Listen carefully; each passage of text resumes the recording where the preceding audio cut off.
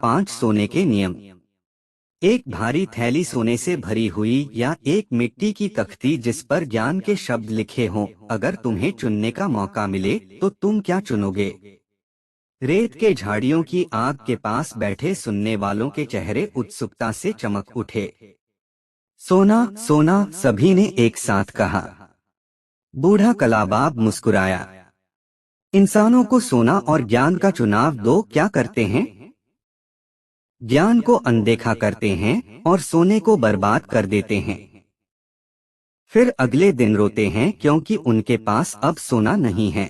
मैं आज रात तुम्हें 5 सोने के नियम बताने जा रहा हूँ जो तुम्हारे जीवन को बदल सकते हैं। ध्यान से सुनो, क्योंकि अगर तुम इन नियमों को समझते और अपनाते हो तो आने वाले दिनों में तुम्हारे पास बहुत सारा सोना होगा। कलाबाब ने उत्तर दिया, लेकिन आज रात मैं तुम्हें बेबीलोन के सबसे अमीर आदमी अरकद की बुद्धिमानी बताऊंगा। कलाबाब ने अरकद के बेटे नोमासीर की कहानी शुरू की। नोमासीर के जवान होने पर अरकद ने उसे बुलाया और कहा, मेरे बेटे, मैं चाहता हूँ कि तुम मेरे एस्टेट के उत्तराधिकारी बनो, लेकिन पहले तुम्हें अपनी काबिलियत साबित करनी होगी। मैं तुम्हें 2 चीजें दे रहा हूँ। पहली, यह सोने की थैली जो तुम्हारी सफलता की नींव हो सकती है। दूसरी, यह मिट्टी की तख्ती जिस पर 5 सोने के नियम लिखे हैं। अगर तुम इन नियमों को अपनाओगे तो तुम्हें हमेशा सुरक्षा और सम्मान मिलेगा। 10 साल बाद लौटकर अपनी प्रगति की रिपोर्ट देना। अगर तुम योग्य साबित हुए तो मैं तुम्हें अपनी संपत्ति सौंप दूंगा, नहीं तो मैं इसे मंदिर को दे दूंगा। नोमासीर अपने सफर पर निकल पड़ा। उसके पास सोने की थैली, नियमों की तख्ती, एक सेवक और घोड़े थे। 10 साल बाद वह वापस लौटा। अरकद ने एक भव्य भोज का आयोजन किया। भोज के बाद नोमासीर ने अपने माता पिता के सामने खड़े होकर अपने अनुभव सुनाने शुरू किए। नोमासीर ने कहा, मैं निनेवे गया, जो उस समय एक बढ़ता हुआ शहर था। मुझे लगा वहाँ अवसर मिलेंगे। एक कारवां के साथ मैं यात्रा पर निकला। वहाँ मेरी मुलाकात 2 अच्छे लोगों से हुई जिनके पास एक बहुत तेज सफेद घोड़ा था। उन्होंने मुझे बताया कि निनेवे में एक अमीर आदमी के पास एक ऐसा घोड़ा है जिसे कोई भी हरा नहीं सकता। वे मुझसे साझेदारी में दांव लगाने की बात करने लगे। मैं उनकी बातों में आ गया, लेकिन हमारा घोड़ा हार गया और मैंने बहुत सारा सोना खो दिया। बाद में पता चला कि यह एक धोखा था। वे लोग कारवां के साथ यात्रा करते और इसी तरह दूसरों को लूटते। इस घटना ने मुझे सिखाया कि अपनी समझदारी से काम लेना कितना जरूरी है। फिर मैंने एक और सबक सीखा। कारवां में एक और युवक था जो मुझसे मित्रता कर बैठा। उसने मुझे एक मरते व्यापारी की दुकान सस्ते दामों पर खरीदने को कहा और साझेदारी का वादा किया, लेकिन उसने कभी पैसे नहीं दिए और उसका खर्च करने का तरीका गलत था। अंत में व्यापार बंद हो गया और मैंने जो बचा था उसे बहुत कम दाम में बेचना पड़ा। इसके बाद के दिन बहुत कठिन थे। मेरे पास न कौशल था न काम। मैंने घोड़े, दास और यहाँ तक कि अपने अतिरिक्त कपड़े भी बेच दिए। हर दिन गरीबी मेरे करीब आती गई। लेकिन पिताजी, उन कठिन दिनों में मैंने आपकी बात याद रखी। आपने मुझ पर विश्वास किया था। आप चाहते थे कि मैं एक सच्चा आदमी बनूं। तब मुझे आपकी दी हुई मिट्टी की टैबलेट्स याद आई जिस पर आपने सोने के 5 नियम लिखे थे। मैंने उन्हें ध्यान से पढ़ा और महसूस किया कि अगर मैंने पहले ज्ञान को महत्व दिया होता तो मेरा सोना मुझसे न छिनता। मैंने उन नियमों को याद कर लिया और निश्चय किया कि अगली बार जब अवसर मिले तो मैं अपनी गलतियों को दोहराने के बजाय उम्र के ज्ञान का पालन करूंगा। पहला नियम, सोना उन लोगों के पास आसानी से आता है जो अपनी कमाई का कम से कम 10वां हिस्सा 10% बचाते हैं। नोमासीर ने बताया, जब मैंने अपनी यात्रा शुरू की तो मैंने सोचा कि जितना सोना मेरे पास है वह कभी खत्म नहीं होगा। लेकिन जैसे ही मैंने खर्च करना शुरू किया, वह तेजी से कम होने लगा। तभी मुझे पहले नियम का महत्व समझ आया। मैंने हर महीने अपनी कमाई का 10% बचाना शुरू कर दिया। यह छोटी बचत धीरे धीरे बढ़ने लगी और मुझे सुरक्षा का एहसास हुआ। अगर कोई मुश्किल समय आता तो इस बचत ने मेरी मदद की। दूसरा नियम, सोना उन लोगों के लिए मेहनत करता है जो इसे समझदारी से निवेश करते हैं। नोमासीर ने समझाया। जब मैंने थोड़ी सी बचत कर ली तो मुझे एहसास हुआ कि इसे बढ़ाने का तरीका निवेश है। मैंने इसे उन व्यापारों में लगाया जिन्हें मैं समझता था। शुरू में कुछ गलतियां हुई, लेकिन धीरे धीरे मुझे यह समझ आ गया कि सही निवेश से धन कैसे बढ़ाया जा सकता है। सोना मेहनत करता है, लेकिन केवल तब जब तुम इसे समझदारी से लगाते हो। तीसरा नियम, सोना उनकी सुरक्षा करता है जो इसे सुरक्षित हाथों में लगाते हैं। मैंने एक बार एक अनजान व्यापारी के साथ अपने धन को निवेश किया जो बड़े मुनाफे का वादा कर रहा था। कुछ ही महीनों में मेरा धन गायब हो गया। तब मुझे तीसरे नियम का महत्व समझ आया। धन को केवल उन लोगों को सौंपो जो इसके रखरखाव और बढ़ोतरी की समझ रखते हों। जोखिम से बचना बुद्धिमानी है। चौथा नियम, सोना उन लोगों से दूर चला जाता है जो इसे जल्दी और असंभव मुनाफे के लालच में गवा देते हैं। एक बार मैंने अपनी जमा पूंजी को एक ऐसे प्रोजेक्ट में लगाया जो असंभव तरीके से जल्दी अमीर बनने का दावा करता था। मैंने अपना सब कुछ खो दिया।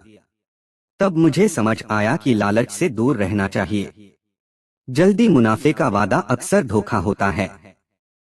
सोना उन लोगों का साथ छोड़ देता है जो इसे अव्यवस्थित और जोखिम भरे सौदों में लगाते हैं। पांचवा नियम, सोना उन लोगों का साथ नहीं देता जो इसे असंभव योजनाओं में लगाते हैं या जिन्हें इसके उपयोग की समझ नहीं होती। नोमासीर ने आगे कहा, जब मैंने ऐसे व्यापारों में निवेश किया जिनके बारे में मुझे कोई ज्ञान नहीं था तो मुझे भारी नुकसान हुआ। तब मुझे समझ आया कि सोने के साथ समझदारी जरूरी है। अगर ज्ञान नहीं है तो सफलता भी नहीं होगी। धन की रक्षा के लिए ज्ञान और अनुभव जरूरी है। नोमासीर ने अपने अनुभव समाप्त करते हुए कहा, पिताजी, इन 5 नियमों ने मुझे न केवल धनवान बनाया बल्कि मुझे सिखाया कि धन की कदर कैसे करनी चाहिए। आज मैं न केवल सोने से समृद्ध हूँ बल्कि मेरे पास ज्ञान और सम्मान भी है। अरकद ने गर्व से कहा, मेरे बेटे, तुमने साबित कर दिया कि तुम मेरी संपत्ति के उत्तराधिकारी बनने के योग्य हो। तभी से ये 5 नियम न केवल बाबेलोन बल्कि पूरे संसार में धन कमाने और बनाए रखने के लिए अमूल्य माने जाते हैं। बेबीलोन का गोल्ड लेंडर, 50 सोने के सिक्के। ये कहानी रोदन की है जो अपनी मेहनत से राजमहल में काम करके 50 सोने के सिक्के कमाता है। रोदन एक भाला बनाने वाला था, उसके लिए बहुत बड़ी बात थी।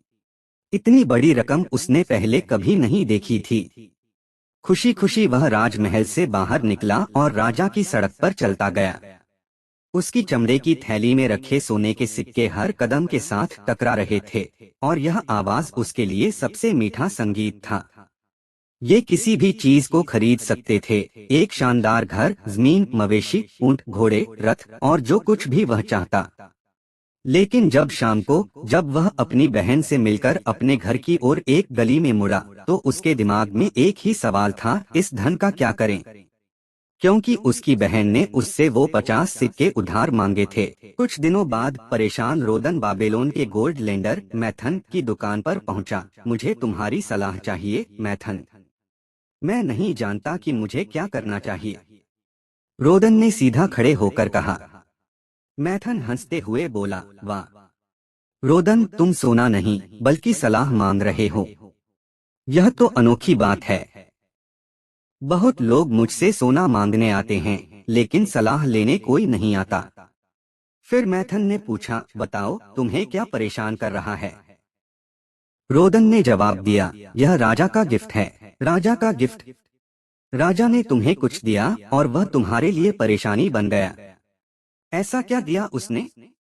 रोदन ने समझाया, राजा मेरे द्वारा बनाए गए भालों के नए डिजाइन से बहुत खुश थे। इसीलिए उन्होंने मुझे 50 सोने के सिक्के गिफ्ट में दिए। लेकिन अब मैं बहुत परेशान हूँ। हर दिन लोग मुझसे इन सिक्कों को शेयर करने की मांग करते हैं। मैथन मुस्कुराया और कहा, यह तो स्वाभाविक है। बहुत से लोग सोना चाहते हैं, लेकिन उनके पास नहीं होता। इसलिए जब कोई इसे आसानी से पा लेता है, तो वे उसे बांटने को कहते हैं। लेकिन क्या तुम ना नहीं कह सकते? तुम्हारी इच्छा तुम्हारे हाथों जितनी मजबूत होनी चाहिए। रोदन ने कहा, कई लोगों को ना कह सकता हूँ, लेकिन अपनी बहन को कैसे मना करूँ?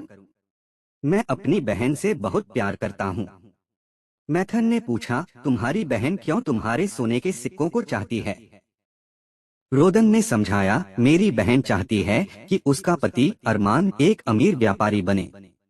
वह कहती है कि उसे कभी सही मौका नहीं मिला। अब वह चाहती है कि मैं अपने ये सिक्के उसे उधार दे दूं, ताकि वह व्यापार शुरू कर सके और अपने प्रॉफिट से मुझे वापस कर दे। मेरे मित्र, मैथन ने कहा, तुमने चर्चा के लिए एक योग्य विषय उठाया है।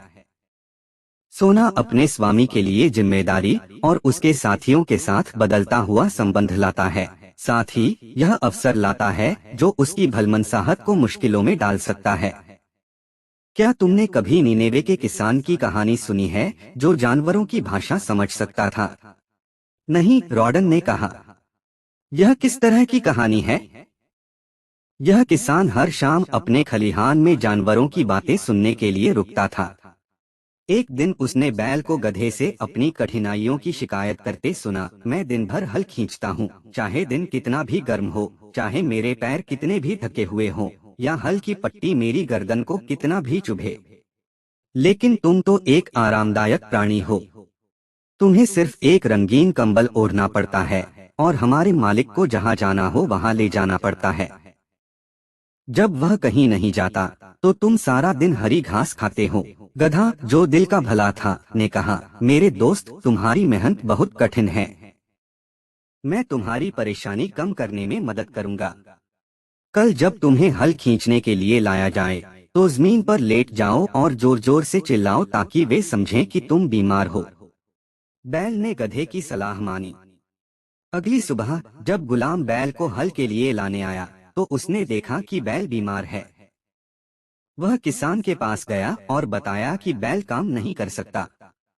फिर किसान ने कहा, तो गधे को हल में जोत दो, क्योंकि खेती का काम रुक नहीं सकता। सारा दिन गधा हल खींचता रहा। रात होते होते उसकी टांगें थक गईं और उसकी गर्दन में चोट लग गई। जब बैल ने गधे का धन्यवाद किया, तो गधे ने गुस्से से कहा, मैंने तुम्हारी मदद करने की कोशिश की, लेकिन अब मुझे अपनी गलती का एहसास हुआ। अगली बार से तुम अपना हल खुद खींचना। इस कहानी का नैतिक समझते हो तुम, यह बहुत सरल है।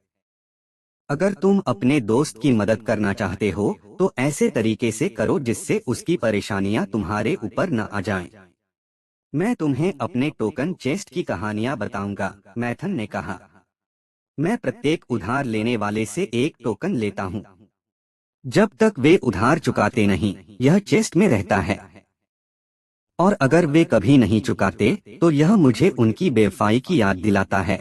मेरे टोकन बॉक्स से मुझे यह समझ में आता है कि सबसे सुरक्षित उधार उन्हें दिए जाते हैं जिनके पास अपनी संपत्ति है, जिन्हें बेचकर वे अपना ऋण चुका सकते हैं। दूसरे प्रकार के ऋण वे होते हैं जो उन लोगों को दिए जाते हैं जिनके पास कमाने की क्षमता होती है। तीसरे प्रकार के ऋण वे होते हैं जिन्हें न तो संपत्ति है और न ही कमाने की क्षमता। माथोन ने अपना टोकन बॉक्स खोला। उसने एक कांस्य का गहना निकाला और कहा, यह मेरे एक अच्छे दोस्त का है जो अब इस दुनिया में नहीं है। उसने अपने सोने को अपनी पत्नी की इच्छाओं को पूरा करने में खर्च कर दिया। जब उसका सोना खत्म हो गया, तो उसने मुझसे मदद मांगी। मैंने उसे सलाह दी कि वह अपनी स्थिति संभाले, लेकिन दुर्भाग्यवश उसकी पत्नी ने गुस्से में उसे मार दिया। बाद में उसने खुद को नदी में डुबो दिया। ये ऋण कभी चुकाए नहीं जाएंगे। फिर माथोन ने एक हड्डी की अंगूठी निकाली और कहा, यह एक किसान की है। एक बार टिड्डियों ने उनकी फसल नष्ट कर दी और उनके पास खाने को कुछ नहीं था। मैंने उन्हें मदद दी और जब नई फसल आई तो उन्होंने मेरा ऋण चुका दिया। फिर उन्होंने मुझसे एक बार और मदद मांगी। उन्होंने एक अनोखी बकरी खरीदने के लिए सोना मांगा, जिससे बेहतरीन कालीन बनाए जा सकें। अब उनका व्यापार अच्छा चल रहा है और वे समय पर ऋण चुकाते हैं। फिर माथुन ने एक सोने का कंगन दिखाया और कहा, यह एक महिला का है। उसने अपने बेटे को व्यापारी बनाने के लिए मुझसे सोना उधार लिया, लेकिन जिस व्यापारी के साथ उसने अपने बेटे को जोड़ा वह बेईमान निकला। उसने उसे दूर के शहर में अकेला छोड़ दिया। शायद उसका बेटा बड़ा होकर यह ऋण चुका देगा, लेकिन फिलहाल यह सिर्फ एक सपना है। अंत में माथोन ने एक रस्सी की गांठ दिखाई और कहा, यह नेबातुर ऊंट व्यापारी का है। जब वह एक बड़ा झुंड खरीदना चाहता है तो वह मुझे यह गांठ लाकर देता है। वह एक समझदार व्यापारी है और मैं उसकी योग्यता पर भरोसा करता हूँ। ऐसे व्यापारी हमारे शहर के लिए संपत्ति हैं। उन्हें ऋण देने से व्यापार चलता रहता है और समृद्ध रहता है। इसी तरह मैथन ने और कई किस्से रोदन को बताए। अब तुम्हारे सवाल पर आते हैं। अगर तुम्हारी बहन का पति मुझसे 50 सोने के सिक्के उधार मांगता तो मैं सबसे पहले पूछता कि वह इसका क्या करेगा। अगर वह कहता कि वह एक व्यापारी बनना चाहता है तो मैं पूछता कि क्या उसे व्यापार का कोई अनुभव है। अगर उसका जवाब नहीं होता तो मैं उसे सोना देने से मना कर देता। लेकिन अगर वह कहता कि वह व्यापारियों की मदद करता रहा है और उसे अच्छे सामान खरीदने और मुनाफे पर बेचने की जानकारी है तो मैं उससे कहता कि मैं उसे उधार देने के लिए तैयार हूँ, लेकिन केवल तभी जब वह मुझे यह सुनिश्चित करे कि वह इसे लौटाएगा।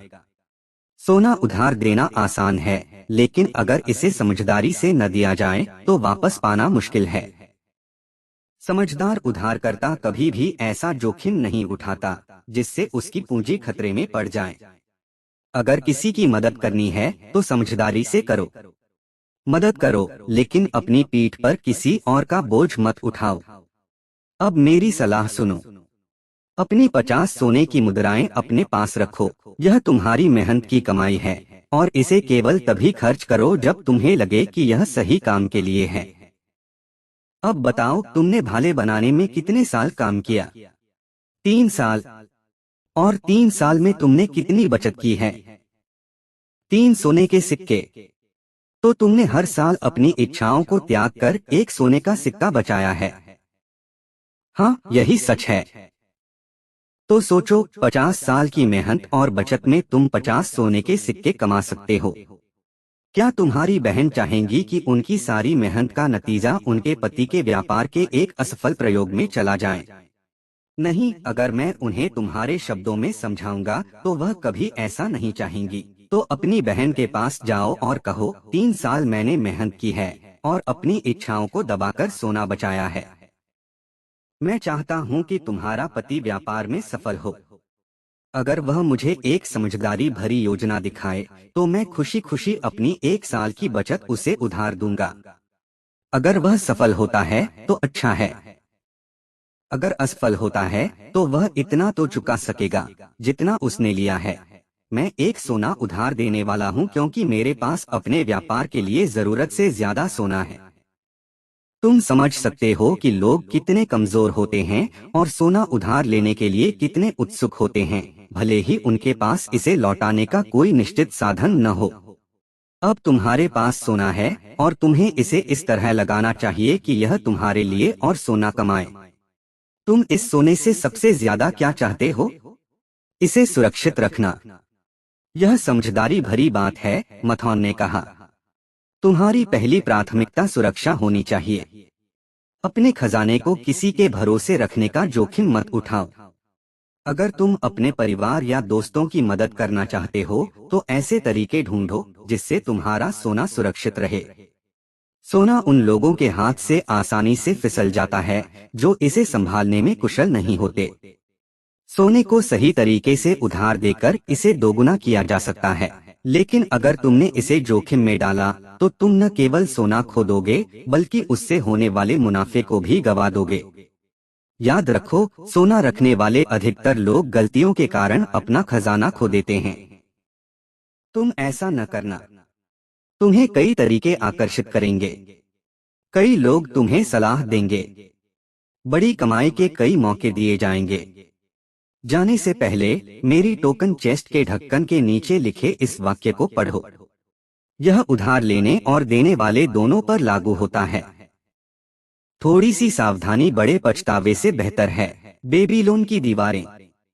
पुराने बंजार जो एक समय के महान योद्धा थे, बेबीलोन की प्राचीन दीवारों के उस रास्ते पर पहरा दे रहे थे। दीवारों के पार दुश्मन सेनाओं का शोर, हजारों आदमियों की चीखें, घोड़ों की भारी आवाज और बड़े बैटरिंग राम्स के धमाके जो कांसे के दरवाजों को तोड़ने की कोशिश कर रहे थे, सुनाई दे रहे थे। किसी ने सोचा नहीं था कि राजा की अनुपस्थिति में शहर पर हमला होगा, लेकिन अचानक उत्तर की ओर से असाइरियंस की विशाल सेना आ धमकी। अब दीवारें ही शहर की रक्षा कर सकती थीं। पिछले 3 दिनों से दुश्मन ने शहर को चारों ओर से घेर रखा था और अब उन्होंने अपनी पूरी ताकत एक ही हिस्से पर लगा दी थी। दुश्मन के हजारों तीरंदाज दीवार पर खड़े सैनिकों पर लगातार तीरों की बारिश कर रहे थे। जो बंजार दीवार के सबसे पास था और युद्ध की हर नई खबर सबसे पहले वही सुनता था, उसके पास एक बूढ़ा व्यापारी आया। मुझे बताओ, मुझे सच बताओ, क्या वे अंदर नहीं आ सकते? मेरे बेटे राजा के साथ हैं। मेरी बूढ़ी पत्नी को कौन बचाएगा? मेरा सामान, मेरा खाना, सब कुछ लूट लेंगे। बंजार, शांत हो जाओ। सज्जन व्यापारी, बेबीलोन की दीवारें बहुत मजबूत हैं। अपने बाजार जाओ और अपनी पत्नी को बताओ कि दीवारें तुम्हारी और तुम्हारे सामान की रक्षा करेंगी। एक महिला अपने बच्चे को गोद में लेकर व्यापारी की जगह आई। महिला, सिपाही, ऊपर से क्या खबर है? मुझे सच्चाई बताओ ताकि मैं अपने घायल पति को समझा सकूं। वह बुखार में है, फिर भी अपनी तलवार और कवच पहनकर मुझे और मेरे होने वाले बच्चे को बचाना चाहता है। बंजार, तुम्हारा दिल मजबूत हो माँ। बेबीलोन की दीवारें तुम्हारी और तुम्हारे बच्चों की रक्षा करेंगी। अपने पति के पास जाओ और उसे बताओ कि हमारे गेट मजबूत हैं और रैम का सामना कर रहे हैं। तभी एक छोटी लड़की उसकी कमर पकड़कर खींचने लगी। लड़की, सिपाही, मुझे बताओ, क्या हम सुरक्षित हैं? मुझे बहुत डर लग रहा है। चारों ओर खून बहता देखती हूँ। हमारे परिवार का क्या होगा? मेरी माँ, छोटा भाई और बच्चा। बंजार की कठोर आंखें नरम हो गईं। उसने हिम्मत से कहा, डर मत बच्ची। बेबीलोन की दीवारें तुम्हारी, तुम्हारी माँ, तुम्हारे छोटे भाई और बच्चे की रक्षा करेंगी। ये दीवारें रानी सेमीरामिस ने 100 साल पहले तुम्हारी सुरक्षा के लिए बनवाई थीं। कभी कोई इन्हें तोड़ नहीं पाया। जाओ और अपनी माँ को बताओ कि तुम्हें डरने की कोई जरूरत नहीं है। चौथे हफ्ते की 5वीं रात को शोर कम होने लगा। सुबह की पहली किरणों ने दुश्मन के भागते हुए सैनिकों और उठती धूल को दिखाया। बेबीलोन की दीवारें दुश्मन के हर हमले के खिलाफ खड़ी रहीं। दीवारें तुम्हारी रक्षा करेंगी, बंजार ने सही कहा था। दीवारों पर लड़ने वाले रक्षकों की तरफ से एक जोरदार नारा उठा।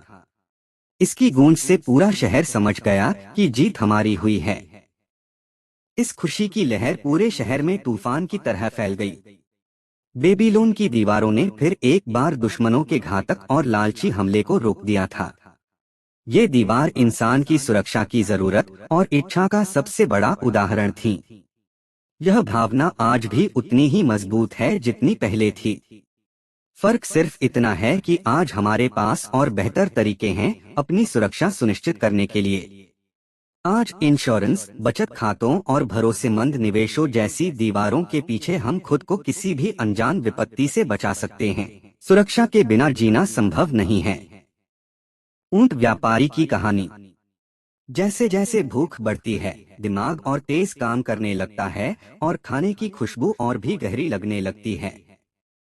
तारकद, अजूर का बेटा, इस बात को अच्छी तरह समझ चुका था। पूरे 2 दिन से उसने सिर्फ 2 छोटे अंजीर खाए थे, वो भी एक बगीचे की दीवार से चुराए हुए। जैसे ही उसने तीसरा उठाने की कोशिश की, गुस्से में एक औरत ने बाहर आकर उसे डांटा और सड़क पर दौड़ा लिया। उसकी तेज चीखें अब भी तारकद के कानों में गूंज रही थीं। वह इधर उधर टहलता रहा, शायद कोई जान पहचान वाला मिल जाए जो उसे एक तांबे का सिक्का दे सके। उस सिक्के से सराय के मालिक को मनाना आसान हो जाता और उसे कुछ खाना मिल जाता। तभी अचानक वह उस इंसान के सामने आ गया जिसे वह सबसे ज्यादा टालना चाहता था, दबसिर ऊंट व्यापारी। दबसिर उसे देखकर मुस्कुराया। अरे तारकद, मुझे तुमसे ही मिलना था। वह 2 तांबे के सिक्के और चांदी का एक सिक्का वापस देने का समय आ गया है, जो मैंने तुम्हें एक चांद पहले दिए थे। आज मुझे इन सिक्कों की जरूरत है। बताओ क्या कहोगे? तारकद का चेहरा शर्म से लाल हो गया। भूखे पेट ने उसकी हिम्मत छीन ली थी। उसने धीरे से कहा, मुझे माफ करना, लेकिन आज मेरे पास न तांबा है न चांदी।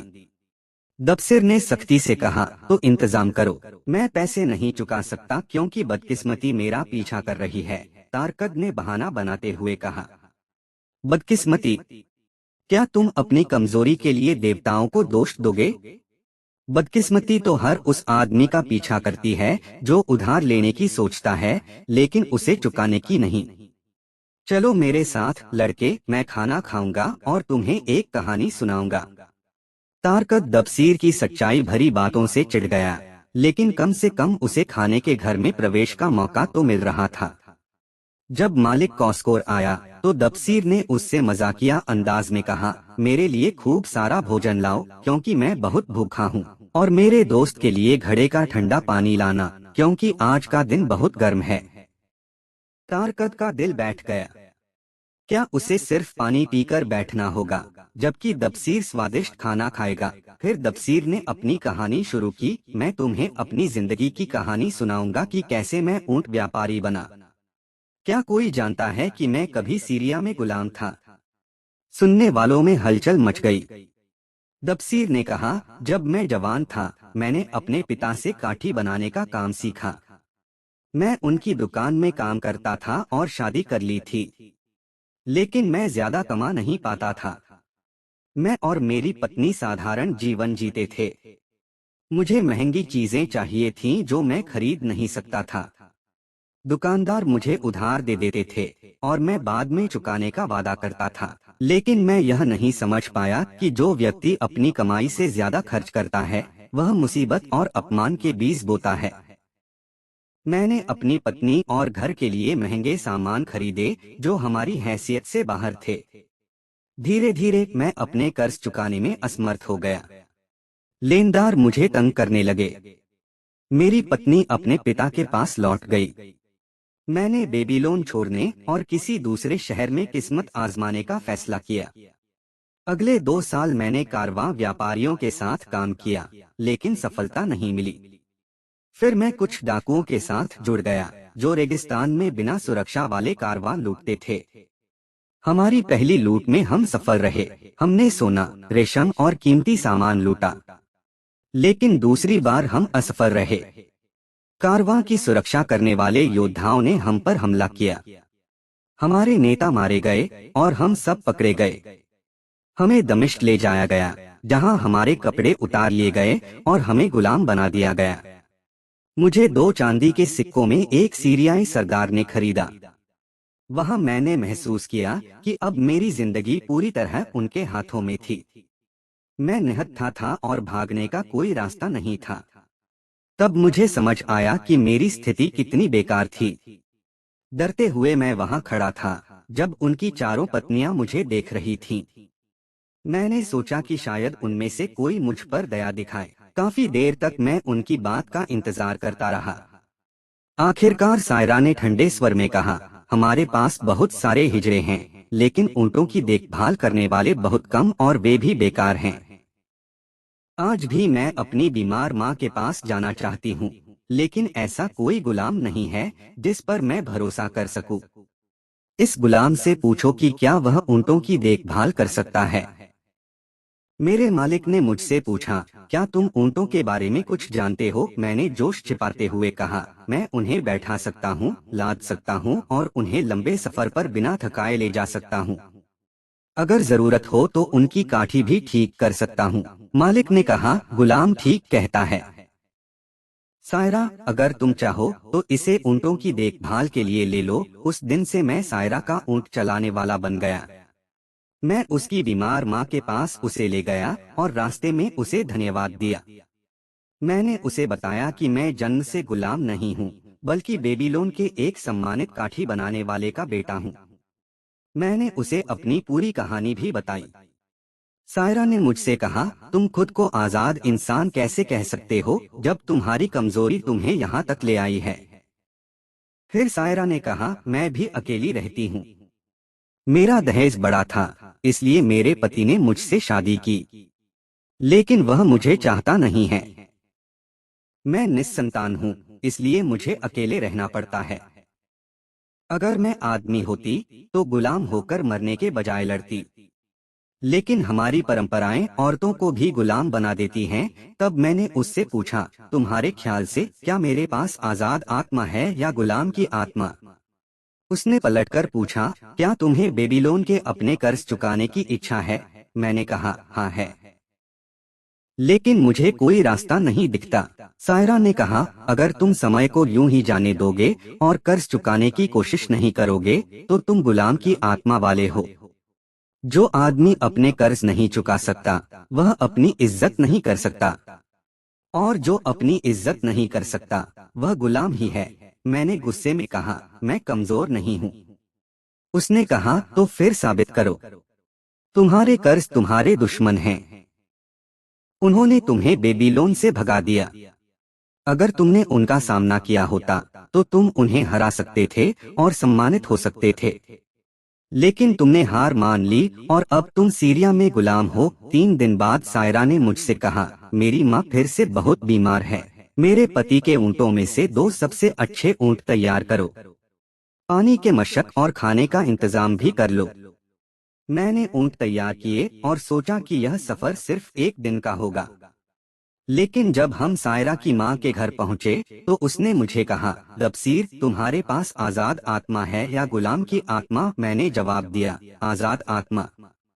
सायरा ने कहा, अब इसे साबित करने का मौका तुम्हारे पास है। ये ऊँट ले जाओ और भाग जाओ। इस बैग में तुम्हारे मालिक के कपड़े हैं जिससे तुम भेष बदल सको। मैं कह दूंगी कि तुम ऊँट चुराकर भाग गए जब मैं अपनी बीमार माँ से मिलने गई थी। मैंने जवाब दिया, तुम्हारे पास तो एक रानी की आत्मा है, काश मैं तुम्हें खुशी दे पाता।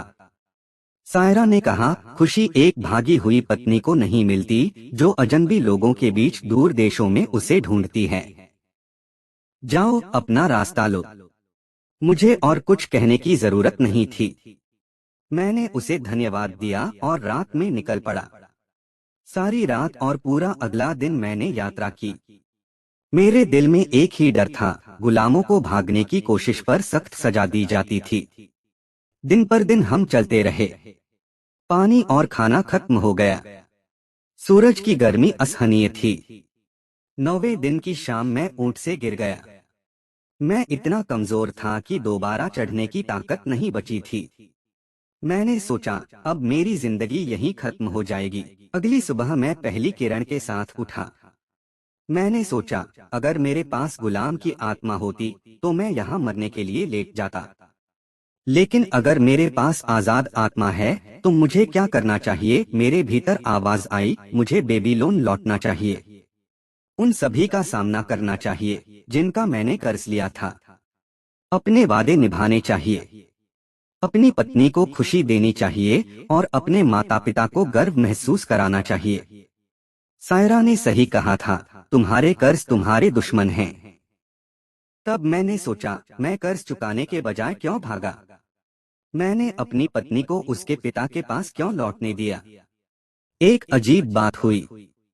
जैसे मैं एक रंगीन पत्थर के पीछे से देख रहा था जो अब हटा दिया गया था। जिंदगी की सच्चाई मेरे सामने थी। मुझे अपने जीवन का असली मतलब समझ आ गया। मैं लड़खड़ाते हुए खड़ा हुआ। भूख और प्यास की अब कोई परवाह नहीं थी। एक नए संकल्प के साथ मैं बेबीलोन लौटने के लिए निकल पड़ा। हमने पानी पाया। हम एक उपजाऊ इलाके में पहुंचे जहां घास और फल थे। अंत में हमें बेबीलोन का रास्ता मिल गया। क्योंकि आजाद आदमी की आत्मा जिंदगी को समस्याओं की श्रृंखला मानती है और उन्हें हल करती है, जबकि गुलाम की आत्मा सिर्फ शिकायत करती है, मैं क्या कर सकता हूँ, मैं तो सिर्फ एक गुलाम हूँ। दबसीर ने तारकत से पूछा, तुम्हारे खाली पेट ने क्या तुम्हारे दिमाग को साफ कर दिया है? क्या तुम अब वह रास्ता अपनाने को तैयार हो जो तुम्हें आत्मसम्मान की ओर ले जाए? तारकत की आंखों में नमी आ गई। वह जोश से अपने घुटनों पर खड़ा हुआ और बोला, तुमने मुझे एक नई दिशा दी है। मैं पहले से ही अपने अंदर एक आजाद आदमी की आत्मा को महसूस कर रहा हूँ। तब एक सुनने वाले ने पूछा, लेकिन जब तुम बेबीलोन लौटे तब तुम्हारे साथ क्या हुआ? दबसीर ने जवाब दिया, जहाँ दृढ़ निश्चय हो वहाँ रास्ता जरूर निकलता है। मेरे पास अब दृढ़ निश्चय था, इसलिए मैंने रास्ता ढूंढना शुरू किया। सबसे पहले मैंने उन सभी लोगों से मुलाकात की जिनका मैं कर्जदार था और उनसे वादा किया कि मैं अपनी मेहनत से उनका कर्ज चुकाऊंगा। मैथोन ने जब सुना कि मैं सीरिया में ऊँटों की देखभाल करता था तो उसने मुझे नेबातुर नाम के ऊँट व्यापारी के पास भेजा। नेबातुर को राजा के आदेश पर ऊँटों का बड़ा झुंड खरीदना था। वहाँ मैंने अपने ऊँटों के ज्ञान का अच्छा उपयोग किया। धीरे धीरे मैंने हर एक सिक्का और हर एक चांदी का टुकड़ा चुका दिया। आखिरकार मैं सिर उठाकर चलने लायक बन गया और खुद को एक सम्मानजनक आदमी महसूस किया। फिर दबसीर ने अपने भोजन की ओर रुख किया और जोर से कहा, कौसकर, तुम तो बहुत सुस्त हो। खाना ठंडा हो गया है, मुझे ताजा ला कर दो। साथ ही मेरे दोस्त तारकत के लिए भी ढेर सारा खाना लाओ। वह भूखा है और आज मेरे साथ खाएगा। इस तरह दबसीर की कहानी खत्म हुई, जो बेबीलोन का ऊँट व्यापारी था। उसने अपनी आत्मा को तब पाया जब उसने एक महान सच्चाई को समझा। यह सच्चाई उससे पहले के बुद्धिमान लोग भी जानते थे और उन्होंने इसका उपयोग किया था। जहाँ दृढ़ निश्चय है वहाँ रास्ता जरूर निकलता है।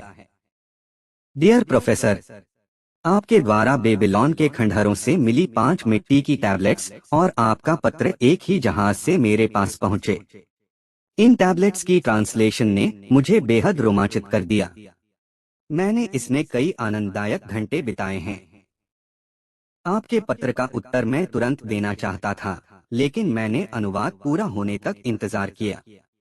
यह दिलचस्प है कि बेबीलोन के खंडहरों से यह पुराना आदमी मेरे सामने एक ऐसा उपाय लेकर आया है जिसके बारे में मैंने पहले कभी नहीं सुना। बेबीलोन के खंडहरों से मिली 5 मिट्टी के टैबलेट्स। टैबलेट 1। जब चांद पूरा हो गया, मैं दबसिर, जो हाल ही में सीरिया की गुलामी से लौटा हूँ, मैंने ठान लिया है कि मैं अपने सारे कर्ज चुकाऊंगा और अपने शहर बाबुल में एक सम्माननीय व्यक्ति बनूंगा।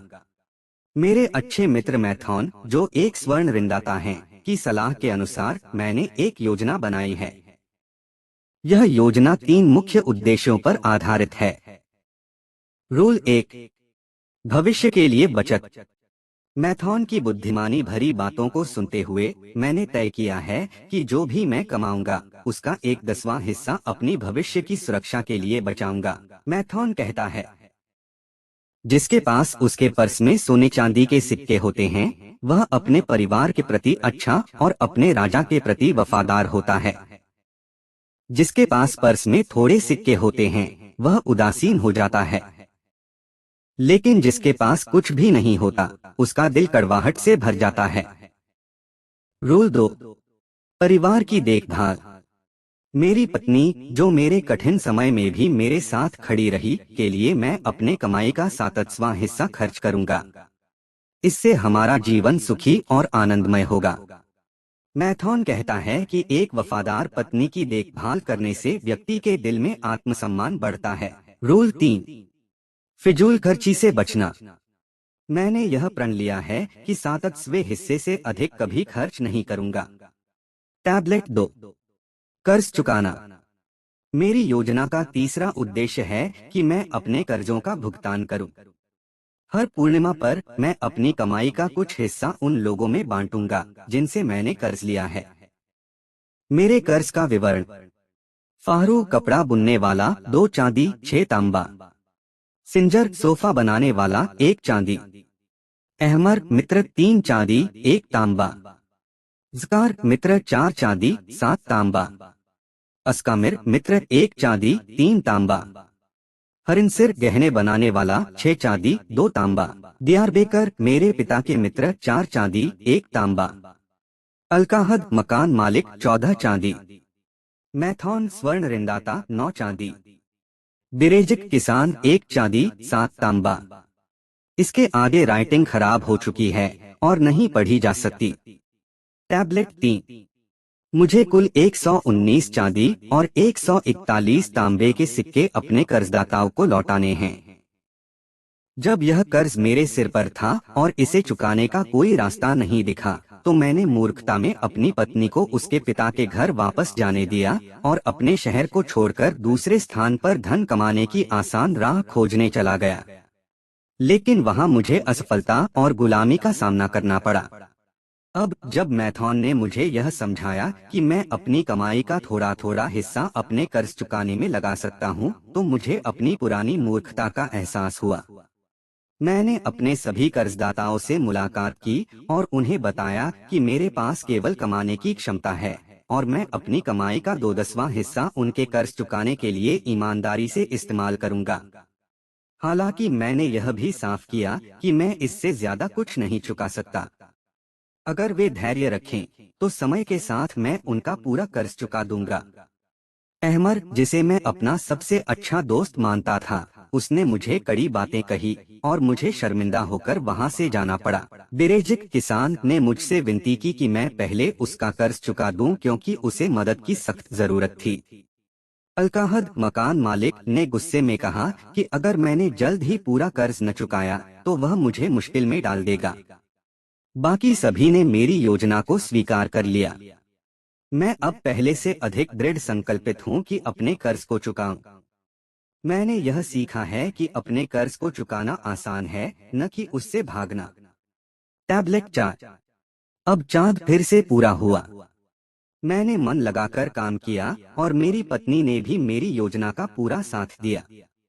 इस बार मैंने ऊंट खरीदकर बेचने का काम किया और 19 चांदी के सिक्के कमाए। मैंने इसे अपनी योजना के अनुसार बांटा। 10 में से एक हिस्सा 1.9 चांदी का सिक्के मैंने अपने लिए बचा लिया।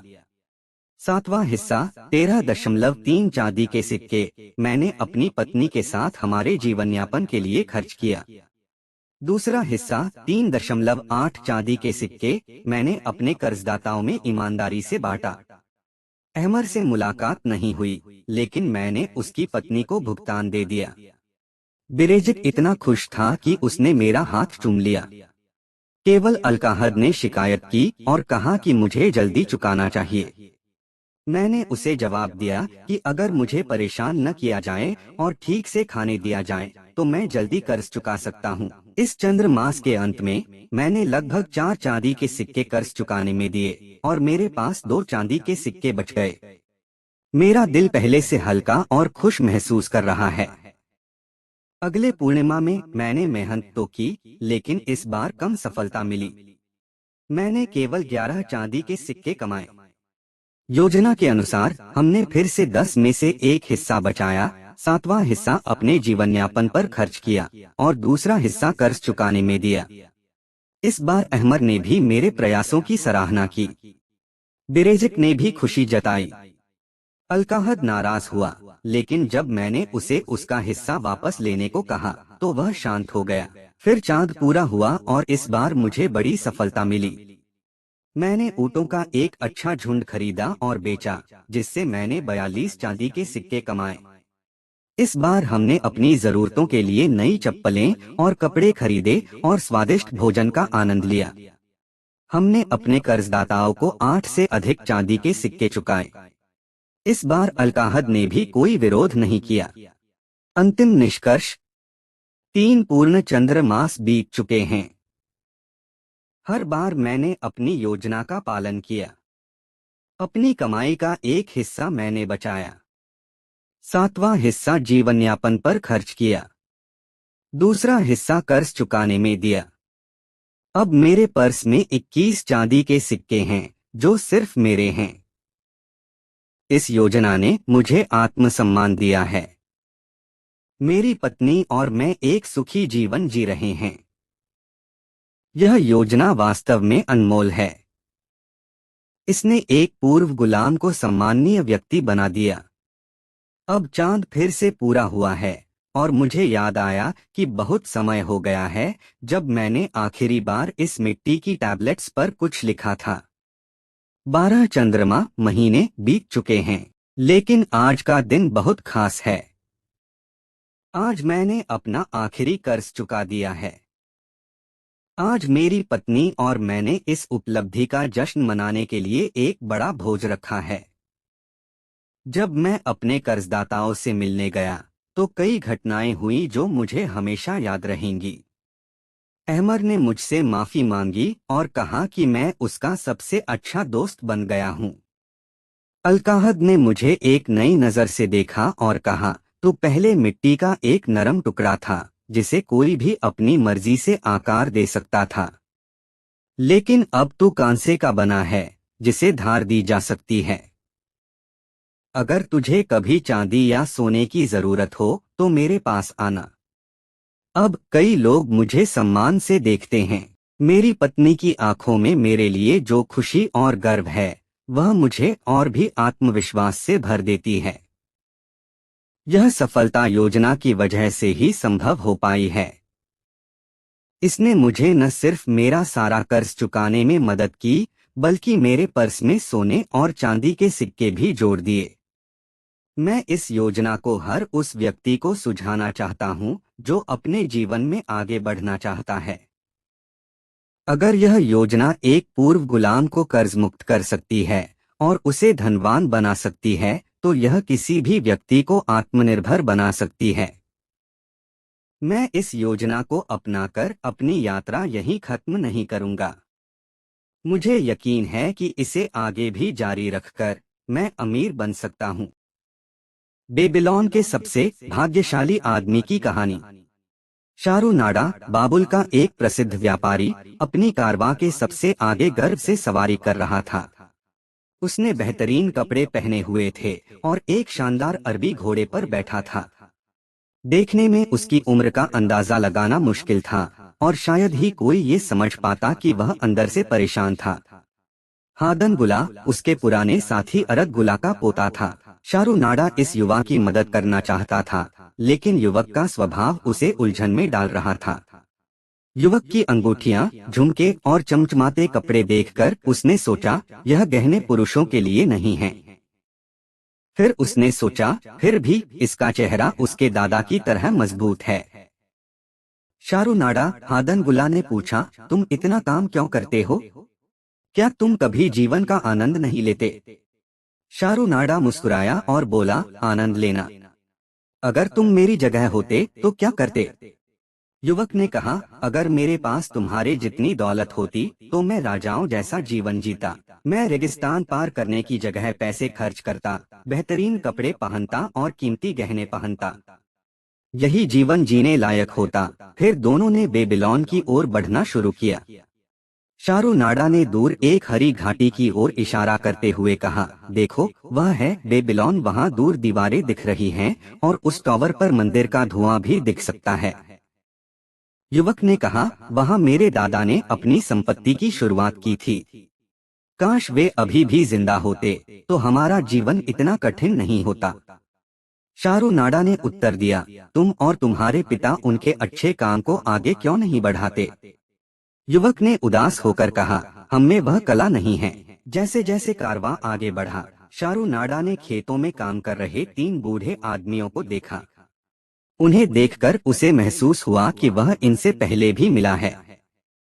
क्या ये वही लोग थे जो 40 साल पहले भी यहाँ काम कर रहे थे? उसने हादन गुला की ओर इशारा करते हुए कहा, देखो, ये वही लोग हैं जो 40 साल पहले भी यही खेत जोत रहे थे। युवक ने आश्चर्य से कहा, क्या ऐसा हो सकता है? शारूनाडा ने गर्व से अपने पीछे आते कारवां को देखा, जिसमें दमिश्क से लाए गए कीमती सामान, ऊंट और गधे थे। उसने सोचा, कितना बड़ा फर्क है इन 40 सालों में। कभी मैंने इन आदमियों की जिंदगी को ईर्ष्या से देखा था, लेकिन आज मैं अपनी मेहनत और योजना से कहां पहुंचा हूं।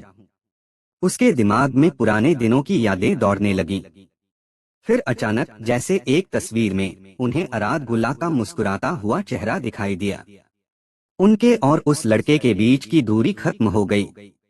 क्या तुम यह जानने में रुचि रखते हो कि तुम्हारे आदरणीय दादा और मैंने साझेदारी कैसे शुरू की, जो इतनी लाभदायक साबित हुई? उसने उस लड़के से पूछा।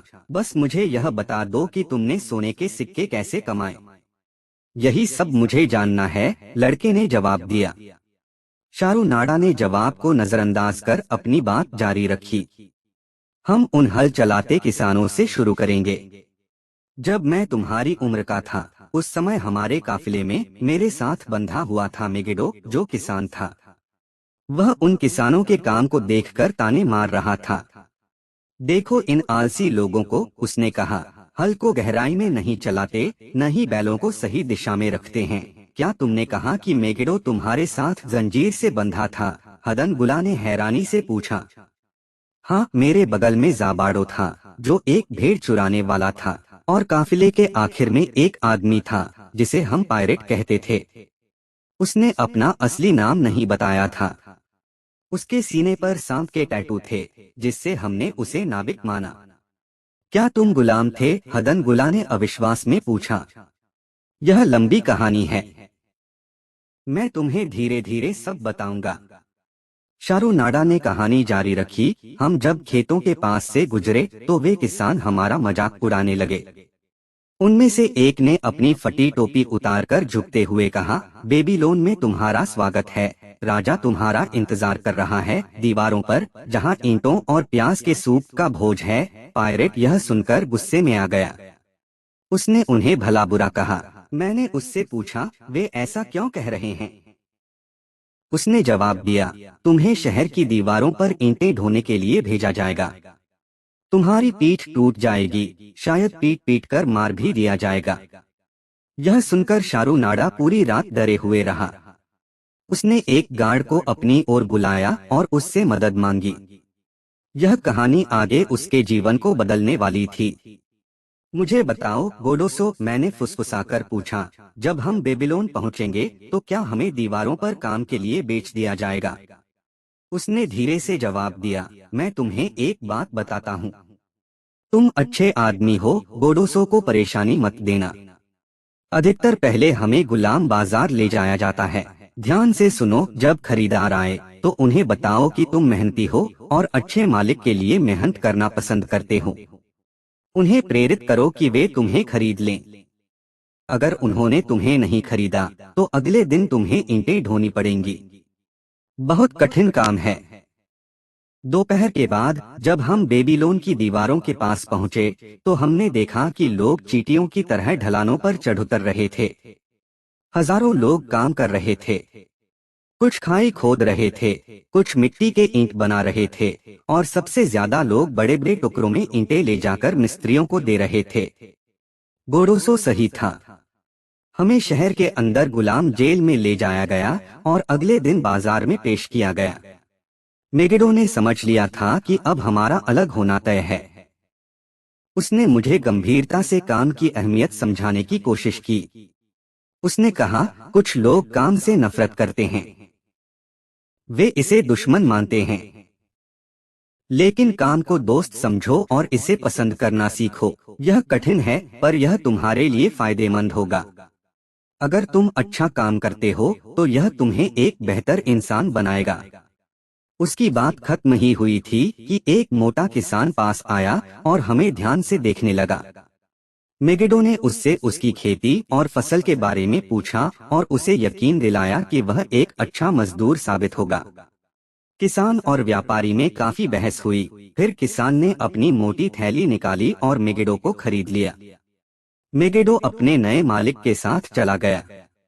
दोपहर के बाद कुछ और लोग बिक गए।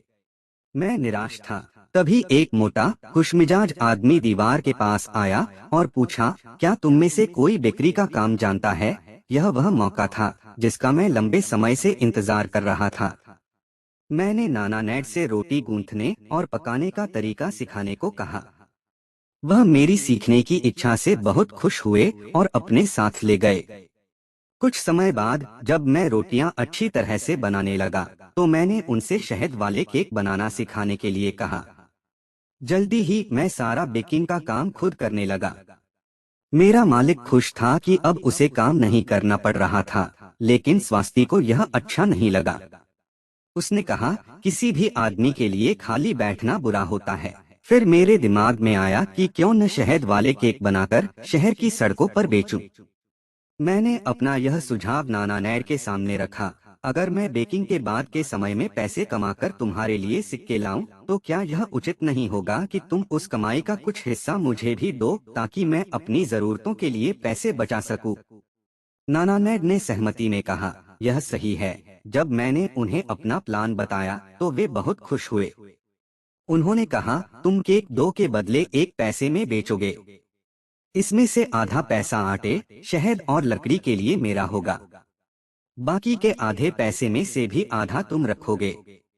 यह सुनकर मैं बहुत खुश हुआ। अब मैं अपनी बिक्री का 1/4 हिस्सा खुद के लिए रख सकता था।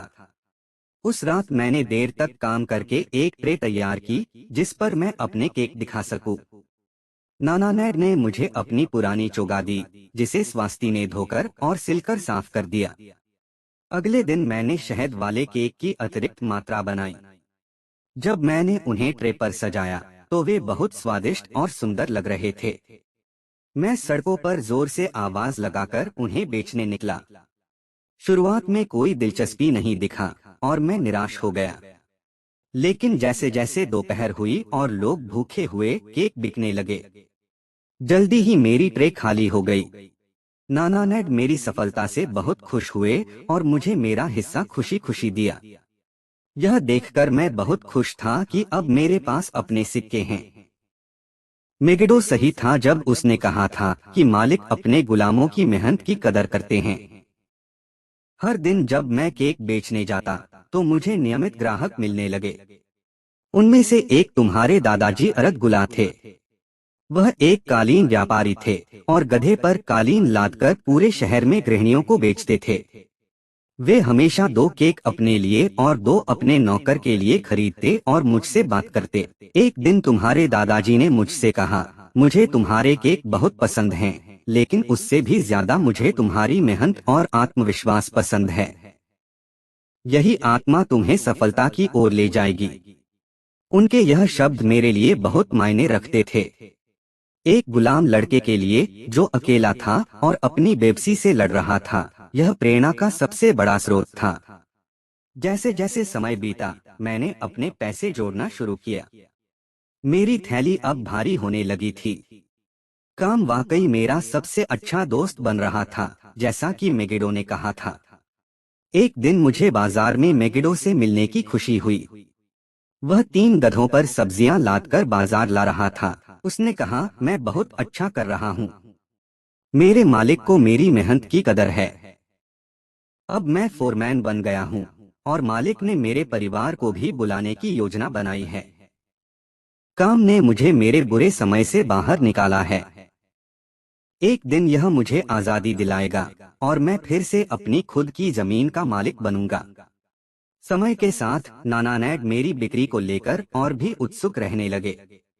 मैं शहर के बाहर की दीवारों पर काम करने वाले गुलामों के ठेकेदारों को केक बेचने जाने लगा।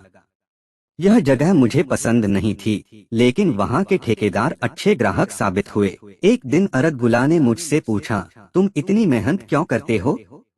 मैंने उन्हें मेगिडो की बात बताई और यह भी बताया कि काम मेरा सबसे अच्छा दोस्त बन रहा है। मैंने उन्हें अपने सिक्कों से भरी थैली दिखाई और कहा कि मैं अपनी आजादी खरीदने के लिए बचत कर रहा हूँ। उन्होंने पूछा, जब तुम आजाद हो जाओगे तो क्या करोगे? मैंने जवाब दिया, तब मैं व्यापारी बनूंगा। तभी उसने मुझे एक राज बताया जो मैं कभी सोच भी नहीं सकता था। उसने कहा, क्या तुम्हें पता है कि मैं भी एक गुलाम हूँ? मैं अपने मालिक के साथ साझेदारी में हूँ। रुको, हदन गुला ने गुस्से में कहा, मैं अपने दादा के बारे में झूठ और अपमान नहीं सुन सकता। वे कोई गुलाम नहीं थे। उसकी आंखें गुस्से से जल उठीं। हदन गुला ने अपनी सवारी को सीधा किया और गहरी भावना से दबे स्वर में कहा, मेरे दादा को सभी ने प्यार किया। उन्होंने बहुत अच्छे काम किए। जब अकाल आया तो क्या उनके सोने ने मिस्र से अनाज नहीं खरीदा, और क्या उनकी कारवां ने उसे दमिश्क लाकर लोगों में बांटा ताकि कोई भूखा न रहे? और अब तुम कहते हो कि वे एक तुच्छ गुलाम थे। यदि वे बेबीलोन में गुलाम बने रहते तो शायद वे तुच्छ माने जाते, लेकिन जब उन्होंने अपने प्रयासों से दमिश्क में महान व्यक्ति बनने की ताकत पाई तो देवताओं ने उनके संघर्ष को स्वीकार किया और उन्हें सम्मान दिया। शारुनादा ने जवाब दिया। वे अपनी आजादी पाने के लिए कितने बेचैन थे। अब जब उनके पास आजादी खरीदने के लिए पर्याप्त पैसा था तो वे असमंजस में थे कि क्या करना चाहिए।